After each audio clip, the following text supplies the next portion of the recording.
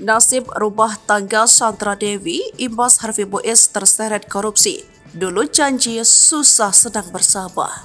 Nasib rumah tangga Sandra Dewi imbas Harvey Muiz terseret kasus korupsi PT Timah. Diketahui jika Sandra Dewi diduga tak akan berpisah dengan Harvey Muiz lantaran pernah berjanji menjalani hidup dengan susah senang bersama. Hal tersebut terungkap lewat postingan Sandra Dewi saat mengukir kembali janji pernikahannya dengan Harvey Muiz tepat di hari ulang tahun keempat pernikahan mereka.